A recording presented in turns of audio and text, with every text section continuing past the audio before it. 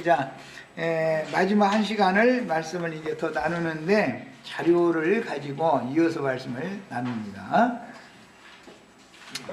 자, 다니엘서 9장까지 우리가 같이 읽어봤고 대충 그 의미를 상고를 했고 이제 이 설명 내용을 같이 읽어보는 거예요. 다니엘에게 가브리엘 전사를 보내어 계시해 주신 책을 통해 여호와께서 말씀으로 선지자 예레미야에게 알려주신 그 연수를 깨달았나니 곧 예루살렘의 황폐함이 70년 만에 그치리라 하신 예언은 70일에라는 때와 기한에 관한 이상이었던 것입니다. 70년이 71회로 다시 재예언되어져서 확대되어졌다. 그 다음에 먼저 7일에는 77절에 기인하며 7이 또 1회가 붙었으니까 7 곱하기 7이라는 개념이 되겠죠. 77절기는 7년마다 면제년과 안식년이 겹치기 때문에 그래서 77이라는 용어가 사용이 된 거다. 이건 이미 설명했어요.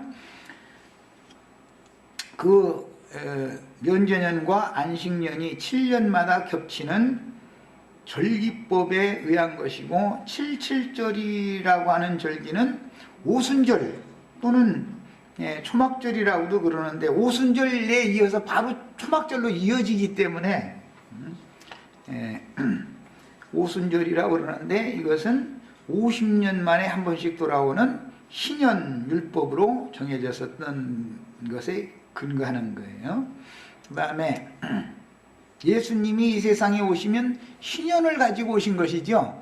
그게 누가복음 4장에 보면 은혜의 해를 선포하려 하심이라 그랬어요. 그런데 은혜의 해를 선포하러 예수님이 오신 거예요. 즉 모든 죄인들도 값없이 은혜를 받아서 죄와 허물들이 용속되고 사면, 값없이 값없는 은혜로 사면받는 것에 대해서 선포하러 오셨다 그런 말이에요. 그것이 신년의 해석이죠. 그러니까 은혜의 해라 그래요.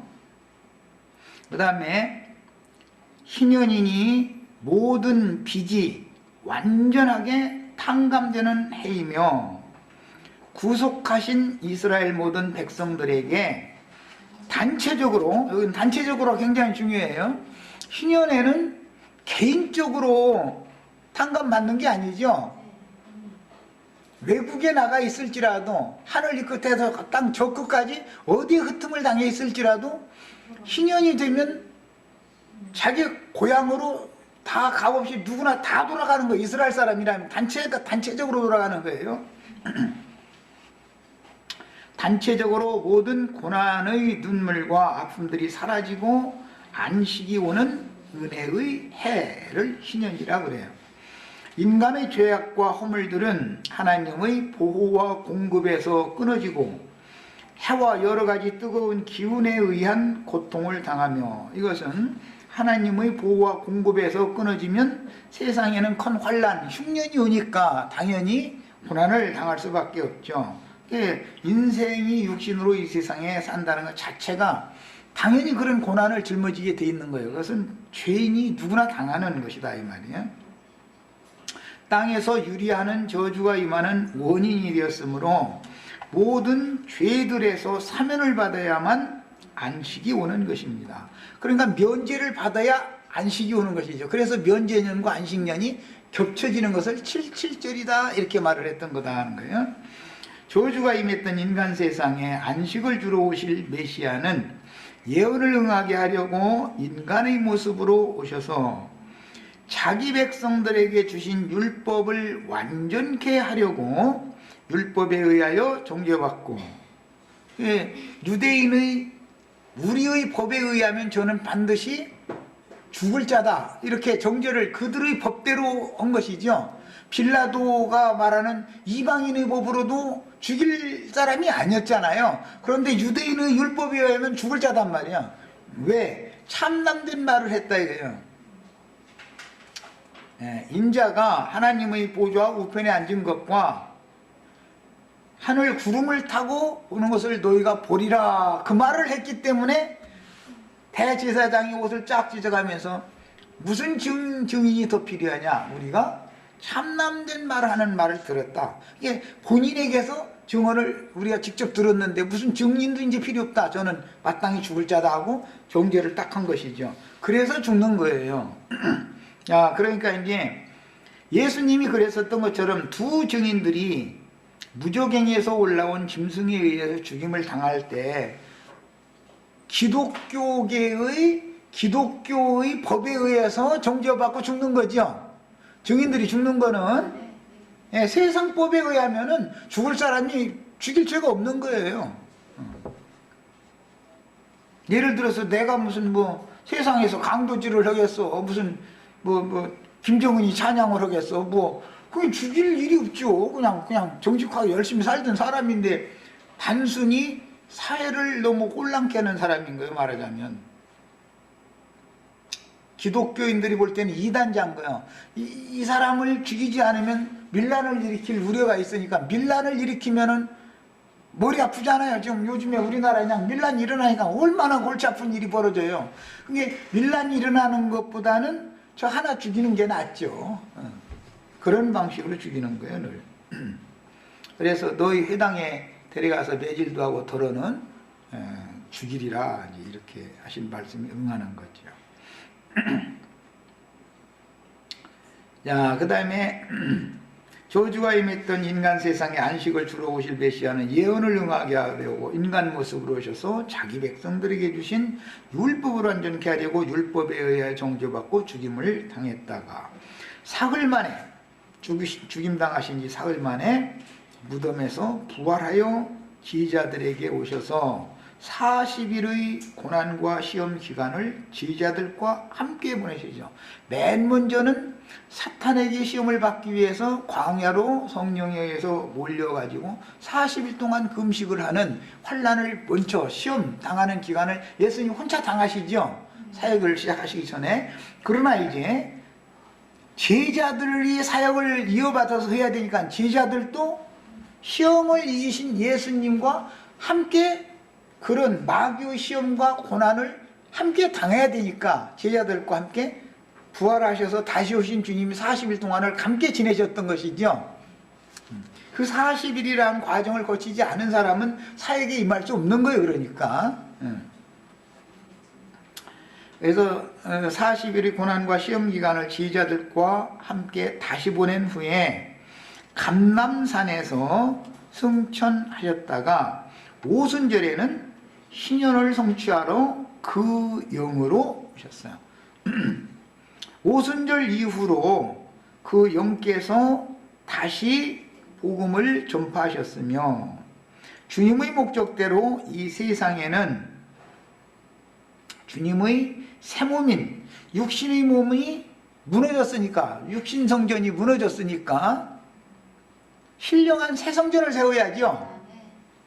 새 몸인 교회, 이것이 예루살렘의 중건이다 이거야. 첫 성전은 무너지고 두 번째 세우는 성전은 교회지요. 교회. 예루살렘의 중건령이 이렇게 이루어지는 것이다 이 말이야. 교회가 세워지는 것을 말한다 이 말이야. 그리스도의 몸이죠. 새 몸. 교회는 그리스도의 몸이잖아요. 교회 시대는 이방인의 때로 이어져 예언대로 예루살렘은 이방인의 때가 차기까지, 여기 그 활자가 잘못 오타가 나왔네. 차기까지, 즉 이방인들의 충만함이 차기까지 이방인들에게 짓밟히게 되는 거예요. 땅의 예루살렘은 이방의 때가 차기까지는 이방인들에게 짓밟히죠. 말씀과 같이 지금까지 지금 이방인들에게 짓밟히고 있죠. 예루살렘이. 이 기간은 만민 중에 택하심을 받았던 야곱, 이스라엘 12지파의 고난기간이다. 구약성경에는 야곱이 이스라엘 12지파를 대표하는 사람이죠. 아브라함의 하나님, 이삭의 하나님, 야곱의 하나님이라 할 때 야곱이 이스라엘이 되잖아요. 예, 이스라엘은 실제로는 야곱의 12아들들을 통해서 이스라엘 나라가 되는 거니까 이게 이제 확대 해석이단 말이에요, 자꾸. 그래서 야곱은 이스라엘 12지파의 대표가 되는 것이니까 야곱 이스라엘 12지파의 고난 기간이다. 이방인의 때라는 것은 이스라엘 12지파에게는 무슨 때라고요? 고난의 기간이다. 이방인은 값없는 은혜로 구원을 받는 기간이 되지만 자기 백성들에게는 고난의 기간이다 이거예요. 이 기간이 바벨론 포로 기간이다. 교회는 타락해서 큰 음료 교회로 세속화되어지기 때문에 주님의 교회가 세속교계로 사로잡혀 가버리죠. 주님의 제자들도 기독교 안에 섞이게 된다 이 말이야. 그럼 포로로 사로잡힌 하나님 백성들이다 이 말이야. 62일의 기간이 교회 시대를 상징한 것이다. 7일의 기간은 예수님이 오셔서 구속을 이루기까지의 기간이죠. 77절이라고 하는 것은 오순절 때 실현이 되는 거니까. 자, 그럼 7절기를 한번 이제 외워보는 거예요. 자, 누가 한번 외워봐. 누구? 왜 자신 있게 한번 외워봐. 유월절, 응? 유월절, 그 다음에 초실절, 초실절, 그 다음에 칠칠절, 그 다음에 오순절이 칠칠절이니까 나팔절, 속죄절, 그 다음에 장막절. 오케이. 이 정도는 알아야 돼. 자, 6월절, 무교절, 초실절 앞에 세 절기가 지나가는 거예요. 그 다음에는 오순절이라고 하는 칠칠절이 오고 나팔절이 이어지는 거예요. 오순절 성령이 임하면 사도들이 나가서 회개의 나팔을 불죠. 그럼 형제들아 우리가 어떻게 해야 구원을 얻을까 하면은 속죄절로 이어지죠. 속죄한 사람들은 장막절, 하나님의 장막인 교회 안에 들어와서 인제사 안식안에 들어가는 거예요. 자, 이게 이제 7절기의 시연이에요. 자, 그 다음에 이것은 하나님이 한 번 택하신 자기 백성들을 위한 언약을 지키시는 하나님이 작정한, 아까 다니엘서 읽었죠. 70일이라는 건 그 때와 기한이 작정한 바대로다 이렇게 돼 있죠. 그러니까 이것을 사람이 바꿀 수 있어요, 없어요? 하나님이 작정해 놓은 거니까 인간이 바꿀 수가 없죠. 그럼에도 적그리스도는 때와 법을 자꾸 변개시키려고 한다 이거예요. 변개시키려고. 그러나 변개가 안 되는 것이죠. 그 때가 딱 차면 이루어지는 거예요, 말씀과 같이. 자, 이제 여기에서 우리는 로마서 11장을 다 같이 펴서 1절부터 2절을 읽습니다. 그러므로 내가 말하노니 하나님이 자기 백성을, 여기 자기 백성을이라는 것은 자기 땅 자기 백성에게 오셨다 할 때 이스라엘 백성들을 말하는 거죠. 버리셨느냐? 그럴 수 없느니라. 하나님이 이방인의 때가 되었다 해가지고, 이방 교회를 대표하는 건 로마 교회인데 지금 이방인의 교회의 시대가 왔다 해가지고 하나님이 자기 백성을 완전하게 아주 버렸단 말이냐? 그거는 아니다. 앞에는 쭉 이스라엘이 하나님의 법에 그렇게 열심을 냈지만 이루지 못했고, 오히려 그들은 버림이 되었고, 혈통적인 이면적 유대인들이 오히려 접붙임을 받았으니 이게 비밀이다라는 걸 쭉 말해놓은 다음에 그러므로 내가 말하노니, 그러면 이스라엘이 아주 걸려 넘어지고 완전히 실족했느냐? 그렇지는 않다 이거예요. 즉 영원한 불못에 던져진 게 아니라 바깥 어둠에 임시 버려놔둔 거다 그 말이야. 하나님은 그렇게 할 수 없다 그랬어요. 하나님이 자기 백성을 버리셨느냐? 그럴 수 없느니라. 하나님은 택한 자기 백성을 완전히 버리는 법은 없죠. 그러면 이 시대에도 말씀이 영으로 깨달아서 분명히 거듭난 사실이 확실해. 그러면 영원히 버림받아요? 영원히 버림은 받지 않아요? 영원히 버리면 안 돼요. 1000년 동안만 바깥 어둠에 버려둠을 당하는 거예요. 이스라엘 사람들은 이방인의 때 2000년 동안만 바깥 어둠에 버려둠을 당했었어요. 바깥 어둠에 버려둠을 당하면 세상의 세력의 신을 가지고 치리하는 자들에 의해서 철장으로 통치를 당하는 거예요. 철장으로. 이스라엘의 역사가 2000년 동안 그랬죠. 야, 교회 시대에 수많은 믿는 이들이 진실로 믿은 사람들이에요. 예를 들자면 첫째 부활에 참여하지 못한 그 나머지 죽은 자들이 수가 보통 많은 게 아니죠. 야, 이 사람들을 완전히 불못에 던져넣는 게 아니죠. 어떻게 하는 거예요? 바깥 어둠에 버려둠을 당하는 거예요. 그러면 그 사람들은 오는 세상의 땅의 왕족들, 철장 권세자들에 의해서 통치를 당한다, 치리를 당한다 이거예요.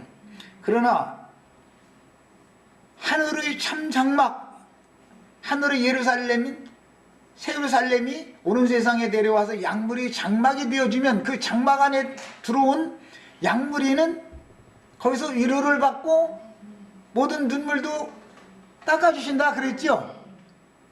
거기서 저희 주께서 목자가 되셔서 생명수 샘으로 인도를 해주실 것이다 그랬어요.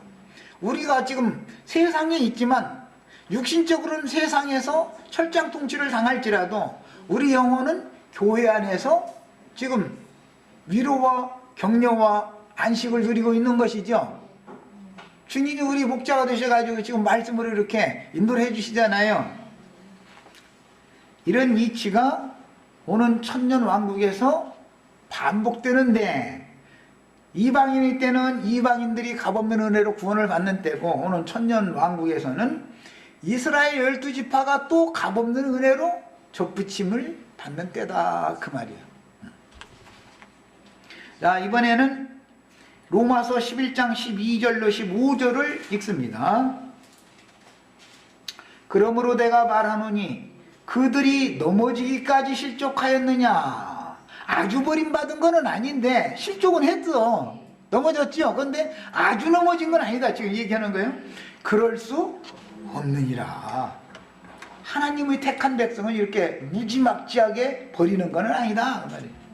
몽둥이로 바벨론에 사로잡혀가서 철장 통치를 당하게는 하실지라도 그것은 징벌인 것이지 그것이 영원한 심판은 아니다. 지금 이걸 말하는 거예요. 그들이 넘어짐으로 구원이 이방인에게 이르러. 그들이 안 넘어졌으면 우리가 구원을 받을 수 있어요? 없어요? 없어요. 이스라엘이 넘어져야 되는 거예요. 이스라엘로 시기나게 하려 함이니라. 그들의 넘어짐이, 이스라엘의 넘어짐이 세상의 풍성함이며 그들의 실패가 이방인의 풍성함이 되거든 하물며 그들의 충만함이리요.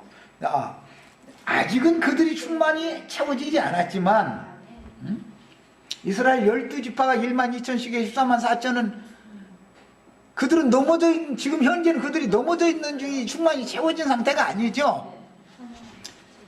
그들이 넘어진 기간 동안은 이방인이 충만히 채워지는 기간이고, 이방인의 때가 지나면 무화과의 때가 다시 오기 때문에 그들이 다시 생명신 그리스도께 족붙임을 받아 가지고 그들의 충만이 또 채워지는 거다 이 말이요. 그래서 이스라엘이 충만이 채워져야 되고 이방인의 충만도 채워져야 되는 거예요. 그래야 온 이스라엘이, 혈통적인 이스라엘뿐 아니라 하나님의 이스라엘, 영적 이스라엘, 그래서 온 이스라엘이 구원을 받는 것이 하나님의 경륜이다. 이것을 이루는 것이 70일에로 예시가 되어서 이것은 계시를 받은 사람이나 알 수 있는 문제인 거예요. 이게 70일의 비밀이라는 거예요. 자, 내가 이방인인 너에게 말하노라. 내가 이방인의 사도인 만큼 내 직분을 영광스럽게 여기노니 이는 혹 내 고륙을 이라는 건 이스라엘 사람들이에요. 유대인들만을 꼭 말하는 게 아니라 바울 사도는 유대인이 아니고 베냐민 지파 사람이니까 이스라엘 사람이고 이스라엘 12지파를 총체적으로 지금 염두에 두는 말이에요. 아무쪼록 시기하게 하여 그들 중에서 얼마를 구원하게 하려 함이라. 그들을 버리는 것이, 이스라엘 12지파를 버리는 것이 세상의 화목이 되거든. 세상은 이방인들에게 하나님과 접붙임을 받아서 연합해서 한 명이 되게 함으로 화목되게 하는 근거가 된다. 그 받아들이는 것이, 그들을 받아들일 때가 또 온다 이 말이에요. 받아들이는 것이 죽은 자 가운데서 살아나는 것이 아니면 무엇이리요. 이것은 우리가 둘째 아들을 생각하시면 돼요. 돌아온 둘째 아들이 먼 이방 나라로 갔지요. 오래도록 소식이 없어. 아버지는 기다리다 내 자식이 죽었구나. 이놈이 어디 가서 무슨 고생을 하다가 이러고 죽었구나. 죽었다고 보는 거예요. 그런데 어느 날 거지 모습을 하고 왔어. 그러면 내가 잃었다가 되찾은 바가 되었고 죽었다가 살아나서 돌아왔다 그랬단 말이야. 이것을 생각하시면 돼요. 이스라엘 사람들은 완전히 죽으면 둘째 사망 불못에 들어가야죠. 완전히 죽으려면 둘째 사망에 들어가야 되는 거 아니야. 근데 완전히 죽은 거는 아니고 살았으나 죽은 거와 방불한 그런 인생을 사는 거예요. 세상 사람에게서 하나님의 백성이 오히려 세상 사람들한테 철장하고 얻어맞고 몽둥이 찜질을 계속 당해가면서 사는 게 이게 둘째 아들이 그러고 살다 왔죠. 이 이스라엘도 똑같이 죽었다가 살아나려면 어떻게 해야 돼요? 주님께서 그를 버리면 죽는 것이고 그를 다시 받아주면 살아난 거예요. 돌아온 둘째 아들을 아버지가 가서 반기고 받아줬죠. 그럼 죽었다가 살아난 거예요. 개념이 이런 것이다. 이게 성경의 개념이라는 게. 그러니까 원래 우리도 이방인들 다 죽은 자들이었었죠. 그랬다가 복음의 믿어짐으로 인해서 살아났죠. 그 죽었다가 살아난 거예요. 하나님이 받아주시면 살아나는 거예요. 하나님이 그냥 버려두면 그냥 죽은 채로 있는 거예요.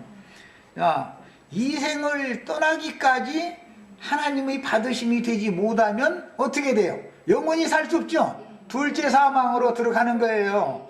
그것이 완전한 형벌이다 이거예요. 이게 한번 택함을 받은 하나님 백성들은 둘째 사망에 들어가는 일은 없다 이거예요. 둘째 사망에 들어가는 일은 없어요.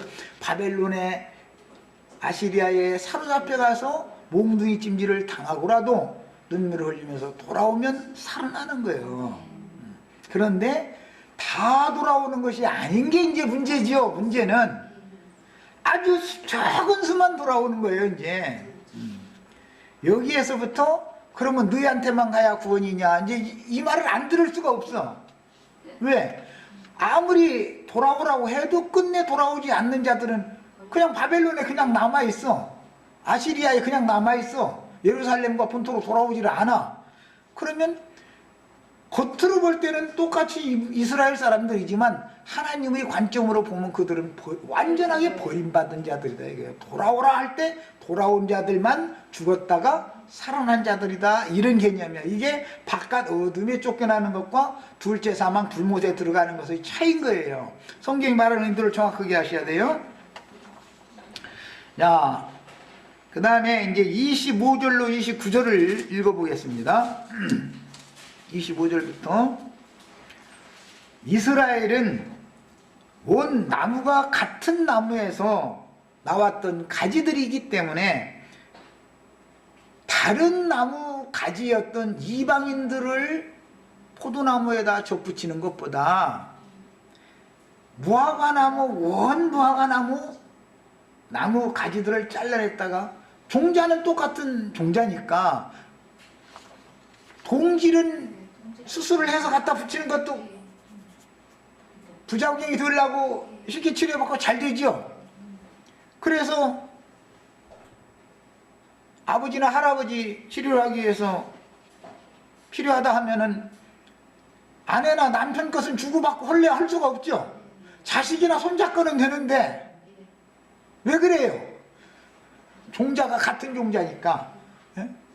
그래서 그러는 거예요. 남편과 아내는 서로 다 다른 거잖아요. 그러니까 수술해서는 못 써먹는 거예요. 아들이나 손자 것을 갖다 써야 되는 거예요. 이게 생명의 율이라 이게 생명률. 예. 그런데 이스라엘은 젖붙이기가 얼마나 더 참 감람나무에 젖붙임을 받기가 쉬우냐라는 말을 해놓고 나서 버림받았던 이스라엘이 젖붙임 받기가 쉽다는 것이죠. 해놓고 나서 형제들아 너희가 스스로 지혜 있다 하면서, 요즘 보면 스스로 지혜 있는 사람들이 꽤 많이 나오는 것 같아 보면. 하긴 뭐 로마교로부터 시작해서 이 부천연설이라는 게 그게 다 스스로 지혜 있다 하는 자들이거든. 하나님의 말씀을 억지로 푸는 자들이거든 그게. 스스로 지혜 있다 하면서 이 신비를 너희가 모르기를, 신비라는 것은 비밀을 말해요. 모르기를 내가 원하지 아니하노니 이 신비는 이방인의 충만한 수가 들어오기까지. 아까 앞에서는 이스라엘의 충만 얘기가 있었죠. 이스라엘의 충만을 먼저 채우는 게 아니라 이방인의 충만이 먼저 채워져야 그 다음에 이방인의 때가 끝나야만 이스라엘이 회복되어져서 이스라엘의 충만한 수를 다시 채운다. 지금 이 말을 하는 거예요. 이방인의 충만한 수가 들어오기까지 이스라엘의 도로는 우둔하게 된 것이다. 그런데 우둔하면서 지혜 있다니 이게 참 문제죠. 그리하여 온 이스라엘이라고, 여기 온 이스라엘은 이방인 중에서 아브라함의 자손, 믿음으로 말미암아 아브라함의 자손이 된 이면적 유대인이 되어진 하나님의 이스라엘, 갈라디아 6장에는 하나님의 이스라엘에게 이런 은혜가 있을지어다 이랬는데, 하나님의 이스라엘과 혈통적인 이스라엘이라는 말은 구분을 하느라고 그렇게 말을 하는 거예요. 성경은 이스라엘이 두 이스라엘이 있고 유대인이 두 유대인이 있다 이거예요. 이면적 유대인과 외면적 유대인이 있다 이 말이에요. 이스라엘도 마찬가지예요. 그래서 이스라엘이 더러는 우둔하게 된 것이라 그리하여 온 이스라엘이 구원을 받으리라. 온 이스라엘이 구원을 받으려면 혈통적인 이스라엘 12지파도 충만한 수가 차야 되고 이방인들도 충만한 수가 차야만 온 이스라엘이 구원을 얻게 되겠죠. 온 이스라엘이 구원을 얻는 그것에 맞춰서 71회가 계시되어진 것이다. 71회가 이루어지면 온 이스라엘이 구원을 받고 그 다음에는 영세로 넘어가지요. 네, 영세로 넘어가는 거예요. 천년 기간 동안은 이스라엘 충만이 세워지는 거고, 교회 시대 2000년 동안은 이방인의 충만이 먼저 세워지는 거예요. 이렇게 해가지고 71회가 완성이 되면 영원한 안식으로 들어간다 이거예요. 이제 하나님의 일을 할 필요가 없는 것이, 모든 일이 완전히 끝났으니까 이렇게 되는 거예요.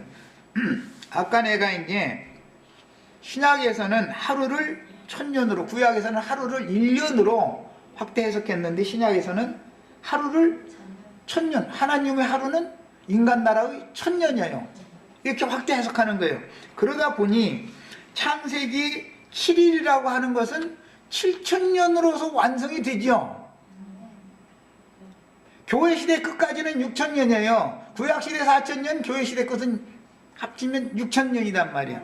1000년 왕국을 합치면 안식년, 70년 동안은 안식년을 누린 것 같이 된다 그랬어요. 합치면 7000년이죠.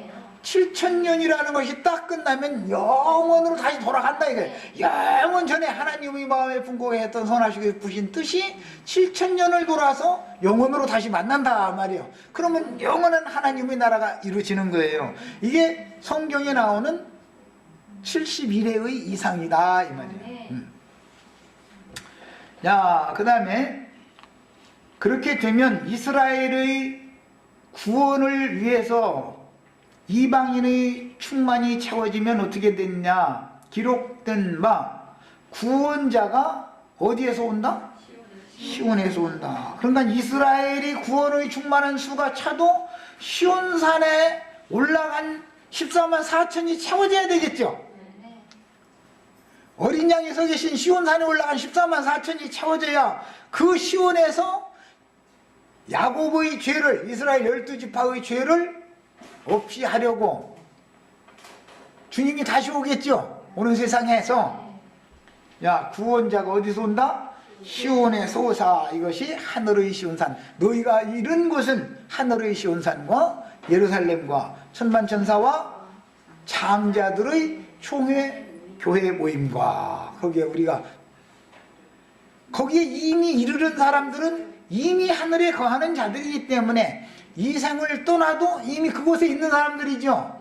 야, 그들만이 어린 양의 신부될 14만 4천이고 그 어린 양의 신부와 함께 계신 주님께서 자기 백성들에게 또 한 번 오신다. 뭘로?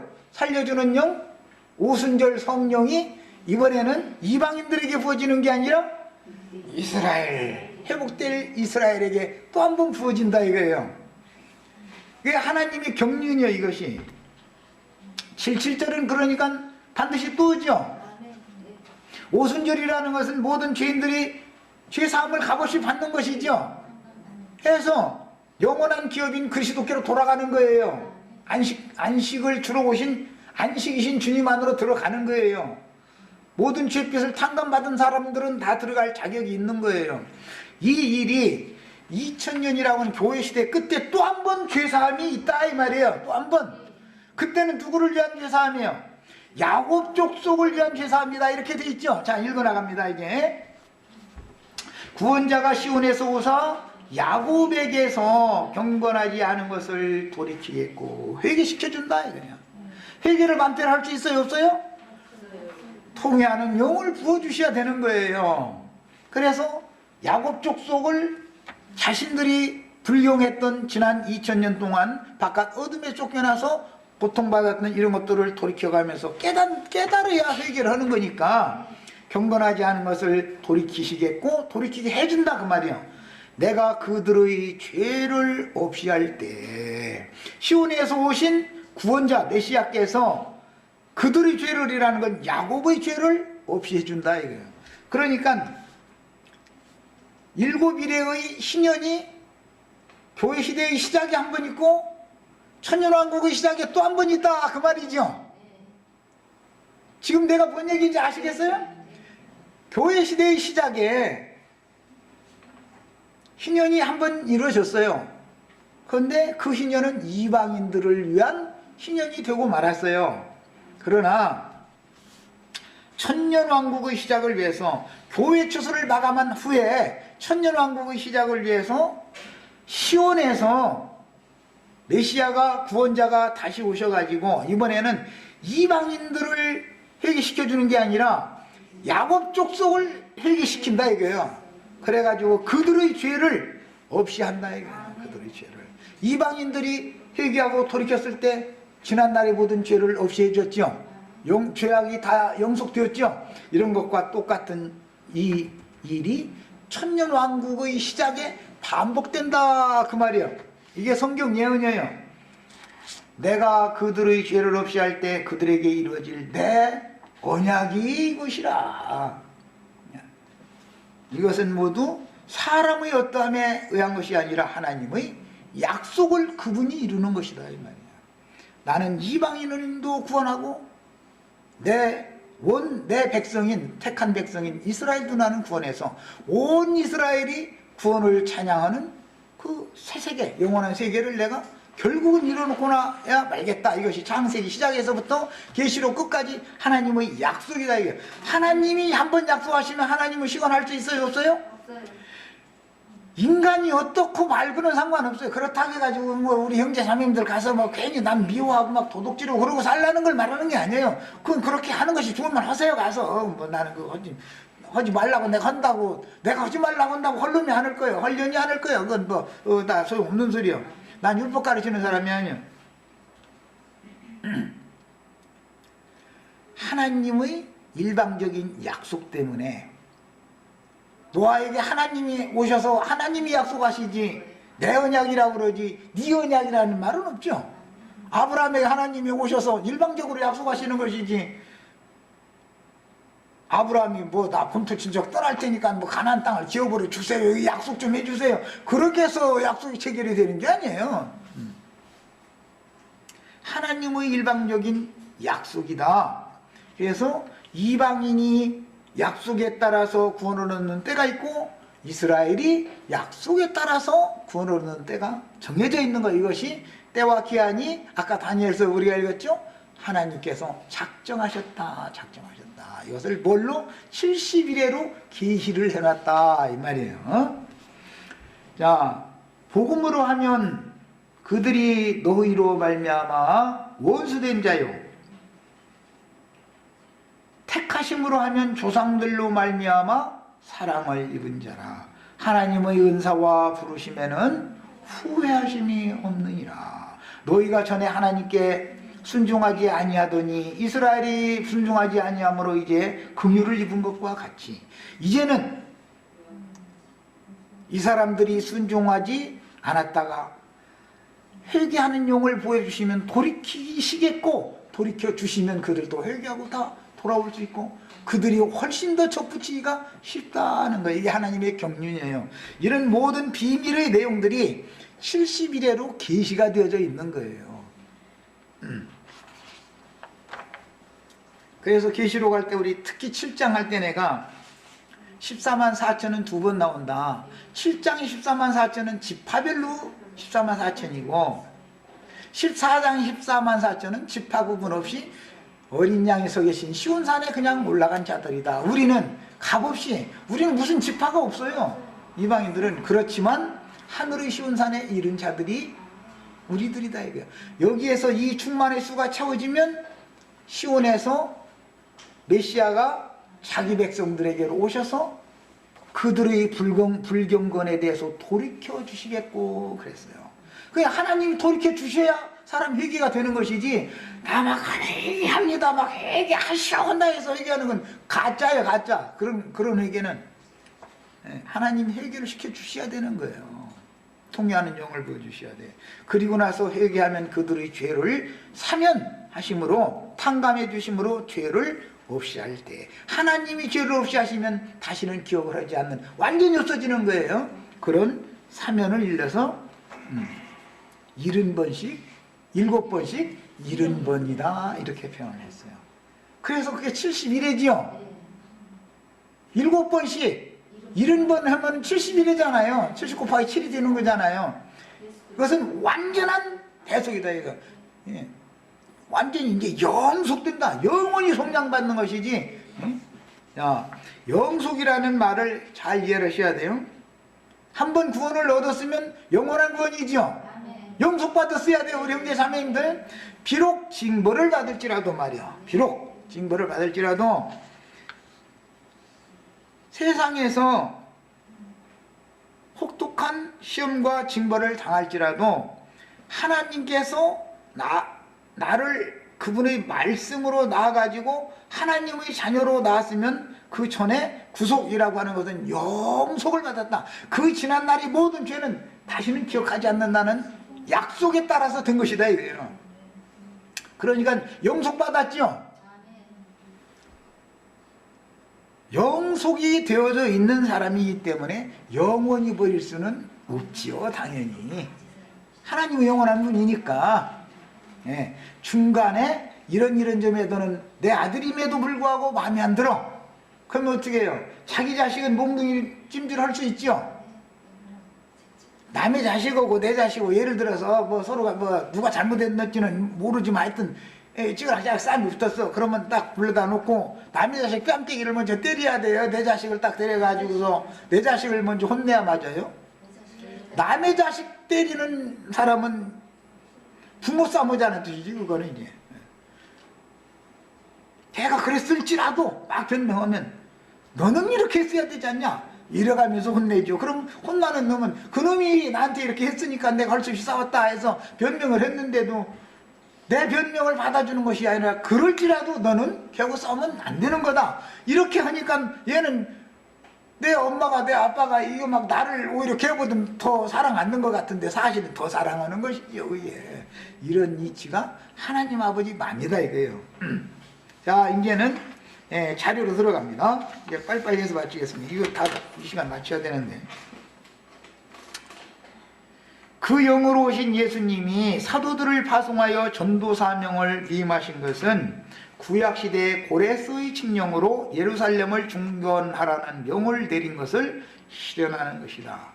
예루살렘을 중건하는 명은 교회를 세우는 것이죠. 첫 성전을 허물어버리고 아래에 있는 예루살렘 성전을 무너뜨려버리고 교회를 세우는 건 위에 있는 예루살렘을 세우라 그 말이죠. 그 중건령이라고 그래. 중건령. 무너졌던 것을 다시 세우는 거예요. 이방인의 충만함이 채워진 후에는 자기 백성들을 다시 접붙이는 언약의 때가 차고 기한이 이르렀으므로 반드시 그들의 메시아는 하늘의 시온산에서부터, 즉 신부와 함께 계시다가 오시는 것이죠. 그래서 거룩한 성 세루살렘이 내려온다고 되어 있는 거예요. 그래서 시온산에서부터 그 영으로 강림하여 자기 백성들의 죄와 허물을 영속해 주심으로 70일의 예언을 이루십니다.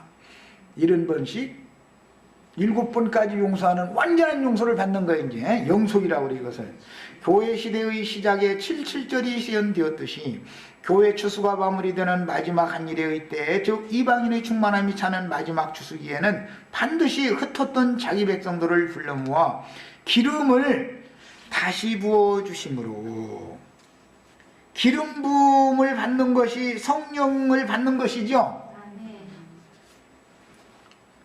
이스라엘 사람들에게도 기름을 다시 부어줄 수가 있다. 이거 이방인들에게도 기름을 부을 수 있는 분이 자기 백성들에게 기름 붓는 건 뭐 아무것도 아니죠. 말씀을 다 이미 알고 있는 사람들인데, 그래서 기름을 다시 부어주심으로 신앙을 회복시켜서 야곱의 죄와 허물을 없이 하시며 주의 장막에 받아들여서 오순절 다음에 나팔절, 속죄절, 장막절로 이어지는 거예요. 뒤에 4절기예요. 앞에 3절기는 유월절, 무교절, 초실절이에요. 뒤에 4절기는 오순절, 나팔절, 속죄절, 장막절이에요. 이렇게 3절기와 4절기가 합쳐서 7절기로 되어 있는 거예요. 자, 야곱의 죄와 허물을 없이 하시며 주의 장막에 받아들여서 우리는 오는 세상에 양무리의 장막을 쳐주러 주와 함께 오는 것이죠. 교회는 앞선 믿음의 증인들이 지금 교회 우리 장막이 되어졌잖아요. 이게 하늘이 신령한 참장막이다 그러잖아요. 땅의 장막이 아니라 하늘의 장막이 더 크고 온전한 참장막 그랬어요. 히브리서 그 8장에 보면 신앙을 회복시켜서 야곱의 죄와 허물을 없이 하시며 주의 장막에 받아들여서 친히 목양하실 것인데 이것이 천년기간의 왕국 시련입니다. 우리들은 이제 그때 주와 그 그리스도의 왕국들이 되면 능력 있는 사람에게는 10고을, 그 다음에게는 5고을, 2고을 이렇게 자기 힘껏, 자기 재량껏 나라들을 다스리는 권위를 받긴다는 거야. 야, 교회의 지리를 현상적으로는 어떤 지역교회를 장로들이 다스리지만 장로들이 주께서 보내신 천사들과 함께하지 않는 장로면은 주님이 목양하는 교회가 아니죠. 내가 어제는 내가 글을 2편을 올렸는데 한 편은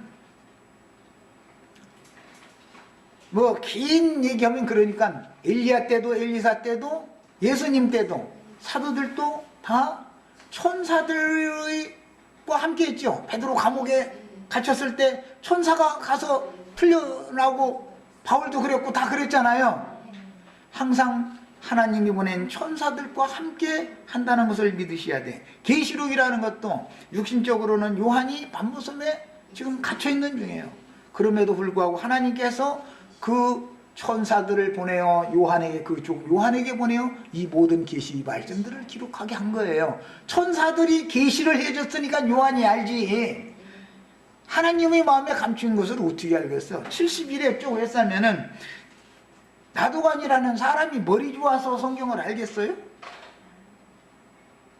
하나님이 파송하신 빛의 천사가, 즉 다니엘에게 가브리엘 천사가 와서 가르쳐줘야 하는 것과 같이 항상 우리들은 무엇을 봐야 되냐?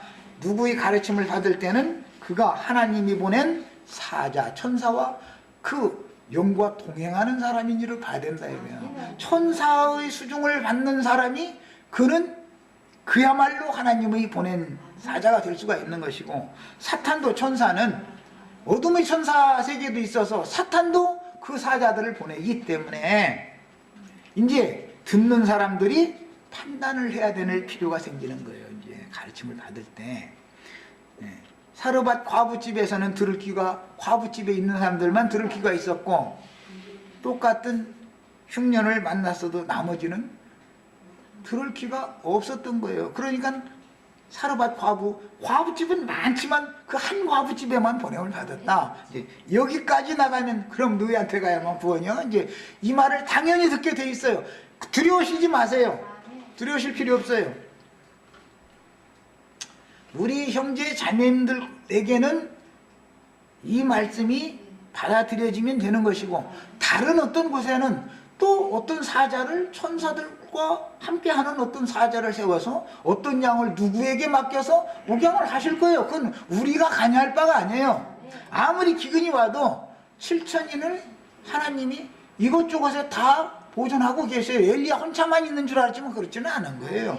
자, 이것은 하나님의 주관에 달렸어요. 그래서 중요한 것은 목회하는 그 사자가 계시의 말씀을 주께서 보낸 빛의 천사에 의해서 받아가지고 증거를 하는 건지 사람이 말을 하는 건지를 들어본 사람이 분별을 해야 되는 문제가, 들을 귀가 그래서 중요한 거예요. 들을 귀가.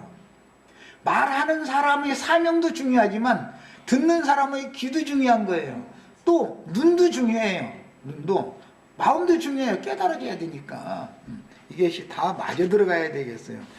이제 일단은 맺고 좀 이어서 더 합니다. 일단은 마감을 하고 오늘 이걸 마쳐야 되니까 한 5분만 읽으면 될 것 같으니까, 자 이제 다시 얼른 준비하세요. 여기도. 자, 이어서 이제 저기 마무리를 하려고 그래요. 긴 시간 한 걸 거예요. 그냥 읽어 나가도록 합니다.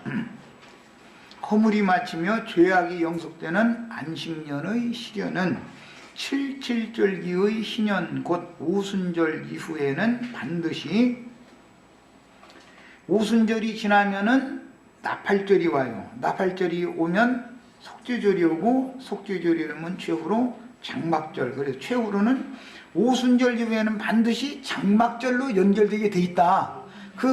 그 장막이라는 것이 예루살렘이 중건된 것이다 그 말이야. 그 하나님의 장막이 교회죠. 이것을 아셔야 돼. 그리스도의 새 몸이다 그래요. 장막절기로 이어지므로 구약시대의 중절기에는 교회 시대를 시작하기 위한 은혜의 해가 시작이 되었으나, 율법과 선지자의 때 끝에는 은혜의 시대로 이어졌죠. 은혜의 시대가 다 차면 공의의 시대로 다시 이어지는 거예요. 그리고 나면 온 이스라엘이 구원을 얻고 나면 영세로 이어지는 거예요. 세세토록이라 그래서 이제 계시록 22장에서는 이방인의 때가 끝나면 다시 무화과의 때가 이르므로 반드시 끊어졌던 이스라엘 12지파의 신앙 회복을 위하여 다시 한번 자기 백성들의 허물이 마치며 죄악이 영속되는 언약 시련이 있게 마련이다. 아까 로마서 11장 25절로 27절에서 이미 이걸 읽었어요. 시온에서 그들의 메시아, 야곱의 메시아가 오셔요. 우리는 시온산에선 14만 4천이 이미 되는 것을 지금 추구를 한 거예요. 우리는. 그러니까 이방인들과 함께 계시던 주님이, 메시아가 이제는 자기 백성 이스라엘과 함께하러 오신다 그 말이죠. 이 비밀스러운 예언의 실현을 위한 기한을 70일에로 정하셨고, 다니엘에게 가브리엘 전사를 보내어 깨닫게 하셨으나 다니엘의 때에 이루어지는 것이 아니고 온 후일에 이루어질 예언이었는데, 이것은 예수님이 먼저 그 일을 이루시고 성령께서 그 일을 맡아서 하시는 거예요. 마감은 두 증인과 7 영들이 하는 거예요. 최후 한 일에는 두 증인들과 7 영들이 하는 것이죠. 이 언약은 반드시 반복해서 역사상에 실현되는 것이므로 사도행전 1장 이후의 오순절 실현은 이방인이 때 전기간 동안 연장되나 매 세대에 자기 세대 가운데에서 오순절 체험을 해야 구원을 얻는 것이죠. 그동안은 곤란한 중에 거리와 해자가 이루어지는 때요.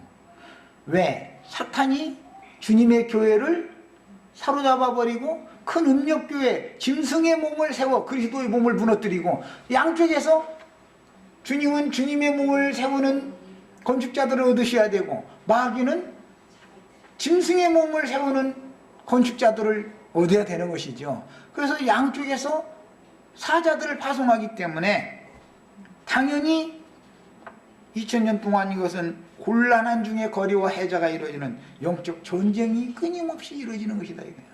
이 전쟁은 마지막까지 계속되는 거예요. 이 전쟁은 사실은 창세기 시작에서부터 마귀가 아담을 점령하고 정복할 때부터, 하와를 미혹할 때부터 이미 영적 전쟁은 그 전부터 계속 있어 온 거예요. 이것을 아셔야 돼요. 그런데 그 전쟁이 끝나는 때가 와요. 그게 언제냐? 뱀은 종신토록 흙을 먹어라. 뱀이 일생을 마치는 때가 있죠. 그게 뭐예요? 오늘 우리가 읽은 마귀를 세세토록 불못에 던져놓으면 뱀이 종신이 된 거죠. 자, 그때까지 전쟁이 계속되는 거야. 우리는 이 마지막 전쟁을 위해서, 마지막 한 일의 이 큰 환란의 때의 전쟁을 위해서 지금, 여기는 내가 전에 이제 사병훈련소가 아니라 여기는 장교학교도 안 해 그랬어. 여기는 사관학교. 그러니까 여기는 훈련이 다른 데보다 더 강할 수도, 강도가 높죠, 당연히. 그래야 사병들 인솔할 거 아니야, 지휘하고. 우리 형제 자매님들 다 그런 지휘관들이 다 되셔야 되겠어요. 자, 그 다음에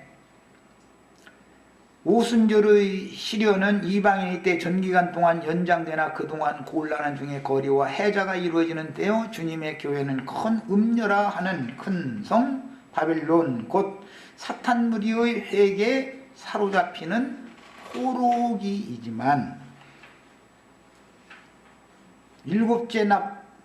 일곱째 인이 띄어져서 일곱 나팔이 부러지는 시기가 되면 뭐가 되는 거예요? 큰 성 바벨론이 무너지는 것이죠. 큰 음녀가 심판을 먼저 받는 거예요. 큰 성 바벨론은 반드시 무너지게 돼 있어요. 반드시 무너져요. 세상 사람들이 볼 때는 그럴 일이 있느냐고. 예, 그럴 일이 있어요. 큰 성당, 큰 예배당 자랑하지 말라고 그래요. 그곳에는 계시록 13장에 의하면 바다에서 올라온 짐승의 우상을 세워놓는 처소가 될 것이고, 그곳에서 땅에서 올라온 짐승들이 바다에서 올라온 짐승 우상에게 같이 경배하게 만드는 일을 할 거예요. 반드시 그날이 와요. 이것을 믿으셔야 돼. 그러면 하나님의 집이 귀신의 집이 되는 것이다 이 말이에요. 마귀 집이 되는 거예요. 마귀 집이.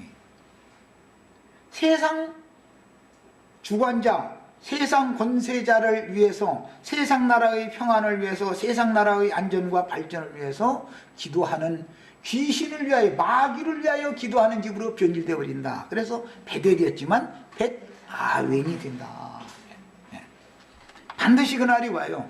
계시록 13장에 분명히 이게 예언이 되어 있었어요. 바다에서 올라온 짐승의 열 뿔들을 위하여 각처에 짐승을 위하여 우상을 세우라 한다 이거예요. 그리고 가서 함께 절을 하게 만든다 이거예요. 그게 무슨 뜻이에요?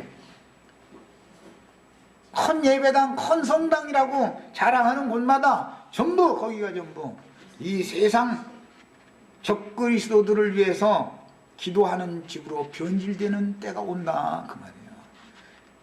그 일을 위해서 마귀가 쓰느라고 이렇게 이 주님이 무너뜨려 놓으면은 마귀가 사람들 격동시켜가지고 큰 집을 짓느라고 헌금 내고 뭐 이 난리를 죽여놓는 거예요. 그게 뭐 하려고 그러는 거예요? 그것에 짐승의 우상을 세우는 경배처소가 되게 하려고 그 난리를 내고 열심을 하는 거예요.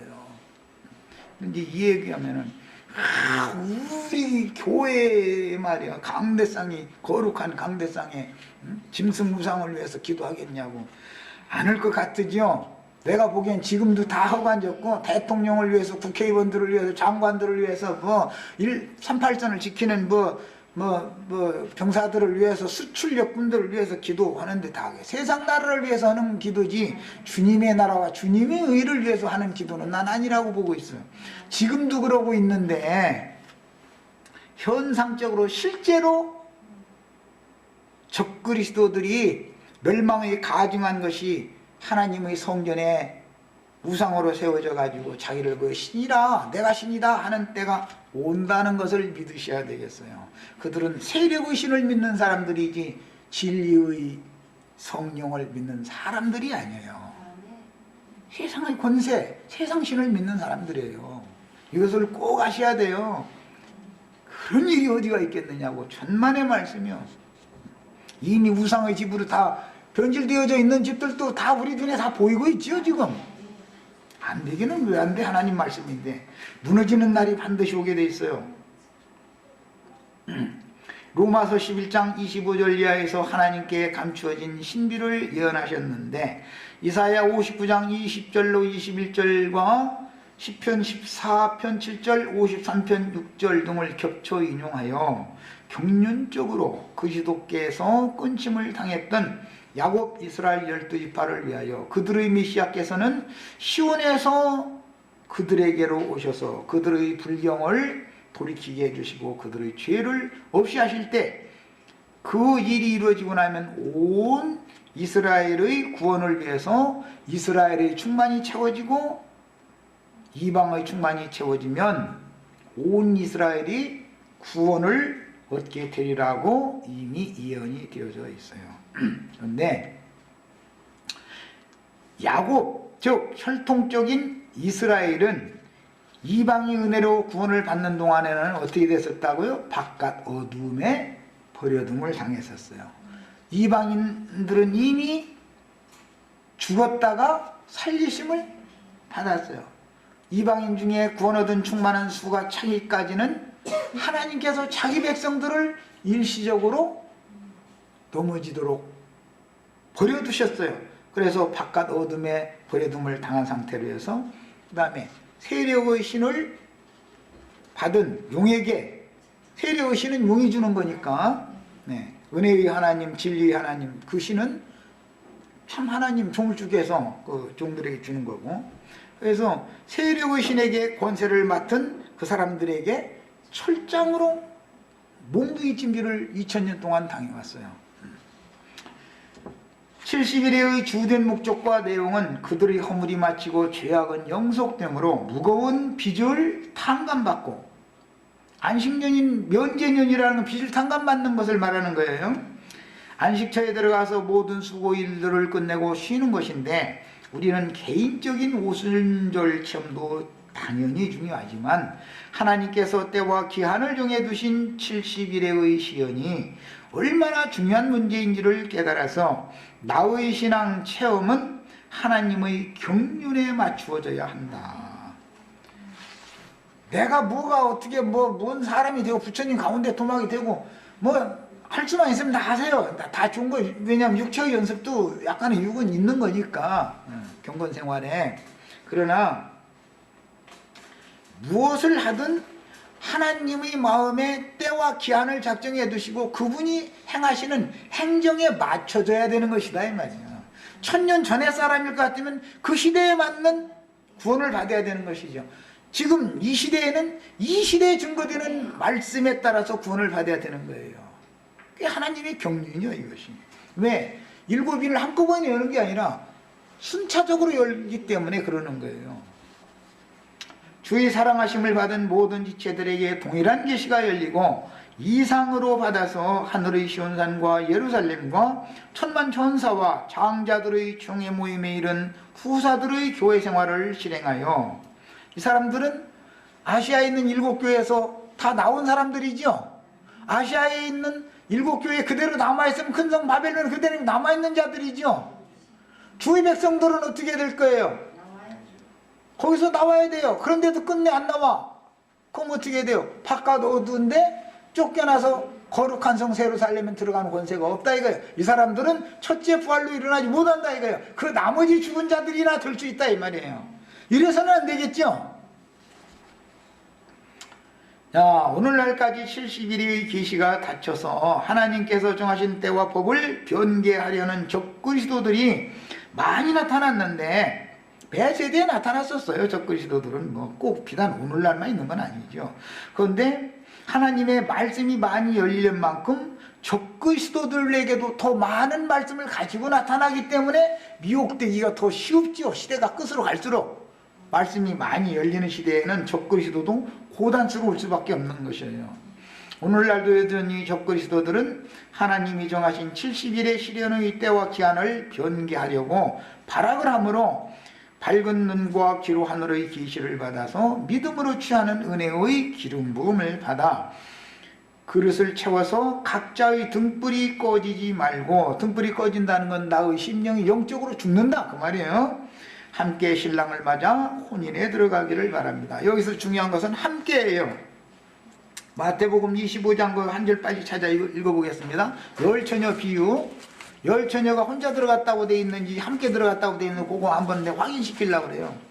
개인적으로 부름을 받지만 단체적으로 혼인에 들어가는 것을 알아야 된다.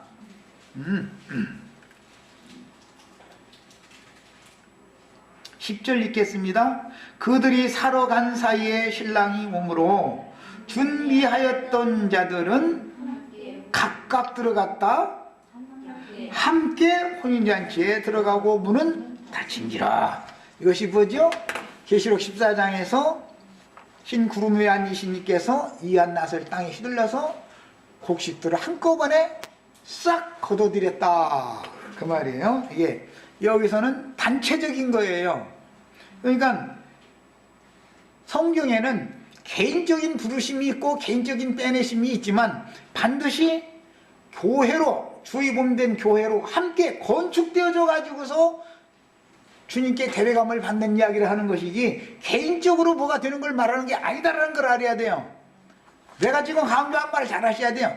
개인으로 시작해서 단체로 마치는 거예요. 성경의 구원관이라는 건 다 이렇게 돼 있어요. 양면을 잘 하셔야 돼. 그렇다고 단체만 강조해서는 안 되죠. 개인의 개인적인 문제가 기초가 되어 있지 않으면